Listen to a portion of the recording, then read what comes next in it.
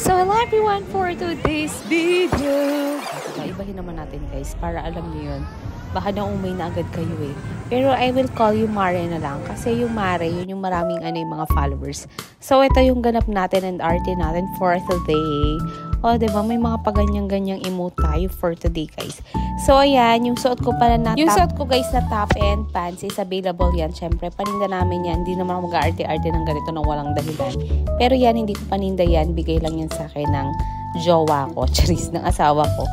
So, ayun. Anyway, so let's start our day. Hari na tayo mag-gising for today, guys.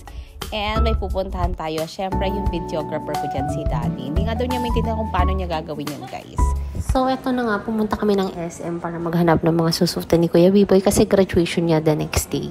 So, anyway, eto. Nang susutin niya kasi nga, siyempre, nagtitipid tayo. So, kumuha na lang ako sa tindahan. Pero after nun, naisip ko rin na parang minsan lang naman mag-graduate yung anak ko. So, bakit ko siya masyadong titipidin? Eh, medyo may pera din naman ako. May natitira pa naman akong pera. So, why not spend ko dun sa anak ko na minsan lang naman magaganap sa buhay niya, yung pinakamagandang mangyayari sa life niya. So, ayun na nga, bumili nga kami ng damit niya. And then, pero before nun, kumain kami. So, una namin pinuntahan is Shakey's. Kaso nga lang sa Shakey's, parang hindi nila kami masyadong pinapansin, charis. Anyway, so kasi nga, gutom na kami and kailangan na namin kumain. So, dahil nga hindi naman kami inaano nung parang waiter doon, so naglumipat na lang kami dito sa may Pepper Lunch. So, eto, dito sa Pepper Lunch naman, guys, yung price nila is medyo mataas siya, pero okay na lang din, guys. And then, siya, para siyang mga hot plate, okay? So, syempre, dahil first time namin kumain dito, tinanong na lang namin, guys, kung ano yung bestseller nila. So, sinabi nila sa amin na ang bestseller nila is Jumbo Beef Pepper. And then, nag-order kami nun, 2 ganun for Bianca and Daddy. And then, nag-add na lang kami for Daddy. Gusto niya kasi may extra egg, may extra cheese. Yung extra egg is 40 pesos, 65 pesos naman dun sa extra cheese. Pero parang kulang, charis. Okay, and then for Bianca naman, yun nga, yung jumbo beef pa rin. Pero nag-add siya ng extra cheese. So, yun yung in-order niya. And for Kuya B-Boy, gusto daw niya, una pa lang, nagustuhan niya daw ang smoked bangus. So, nung in-order namin yung smoked bangus, which is 498 pesos, meron syempre siyang kasamang suka. And si Kuya B-Boy, guys, tinry niya ba naman na isama mismo yung suka dun sa smoked bangus agad-agad. Ginawa niyang sabaw, pero at least konti na lang yung And then, konti lang naman yung sabaw. And then, salmon chicken naman para sa akin, that's 440 pesos. And nag-order din si Daddy ng miso soup. So, habang naghihintay nga kami, sinabi ni Bianca and B-Boy na gusto nilang makita kung paano ba yung process ng pagluluto or pag-prepare nila ng food. So, ito yung tinake nilang video habang naghihintay kami kasi open naman siya. Open naman yung kitchen nila. So, makikita nyo naman dito. And ito pala yung miso soup, guys. Ayan yung miso soup. Yung miso soup, sakto. Hindi ko kasi alam talaga yung lasa ng naman siya, okay naman yung lasa niya. Medyo konti lang talaga siya. And medyo may konting alat. Pero ganun daw talaga yung miso. Kasi akala ko ang miso soup is matamis, maasim. So, hindi pala maasim ang miso soup. So, ito nga yung in-order ni Daddy. Tapos, guys, ayan siya. Tinikman ko rin. Sakto lang naman yung lasa niya. Hindi naman siya ganun kaalat. Pero may alat siya talaga. Pero ganun daw talaga yung lasa ng miso soup. Anyway, so, after neto guys, ang mga in-order namin is sinerve na rin sa amin, guys. So, ayun, yung sa akin, in-order ko naman is chicken with, anong tawag doon? Chicken and salmon, keme. Tapos, may kasama na siyang parang cabbage. And then, merong 2 pieces of beans.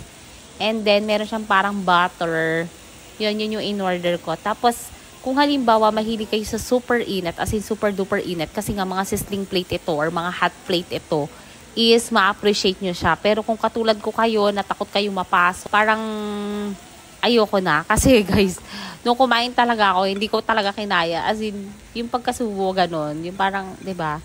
So, ayun, as in super duper init nga niya. And hindi ko na siya carry, guys. So, ayun, napasok talaga yung mga dila ko. Isa lang naman dila, 'di ba? So, yun, napasok yung dila ko. Pero okay lang, sakto lang din. Yung lasa niya, sakto lang din.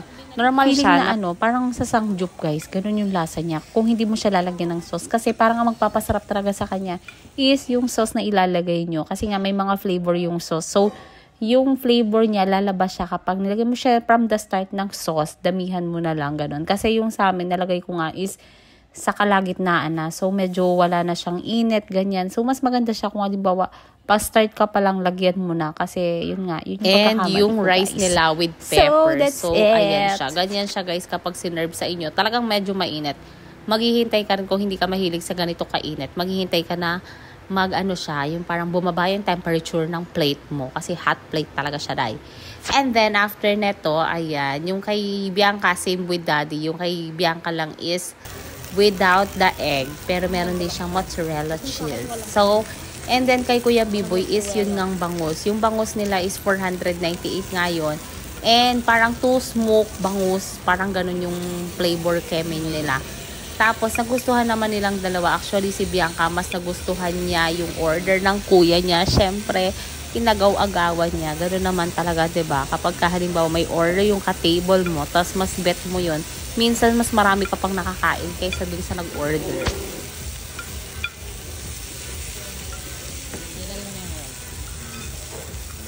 Ano lasa?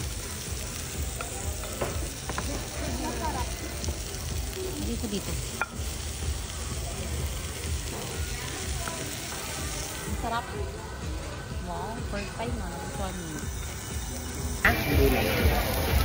Ay. Natin kay Daddy.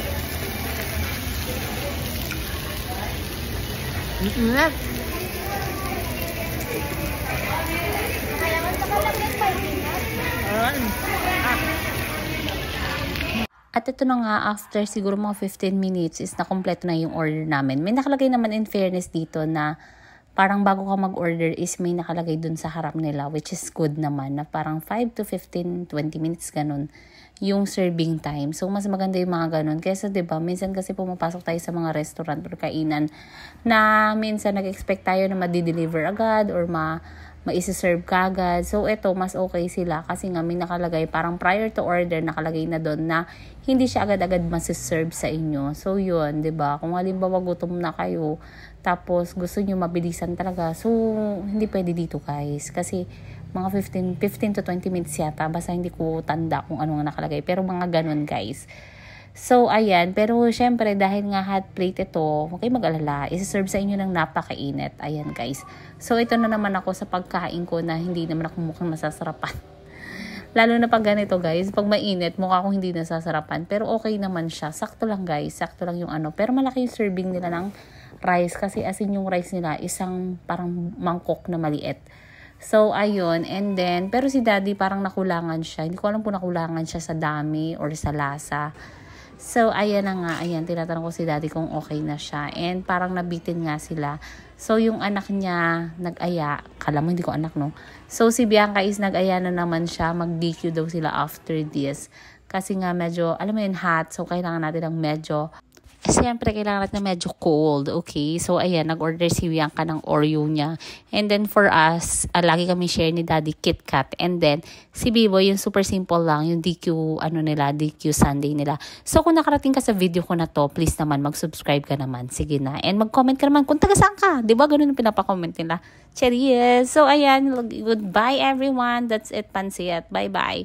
Ayan, si Bianca ang pinakamasaya sa lahat, guys. Kasi nga, nakuha niya lahat ng gusto niya.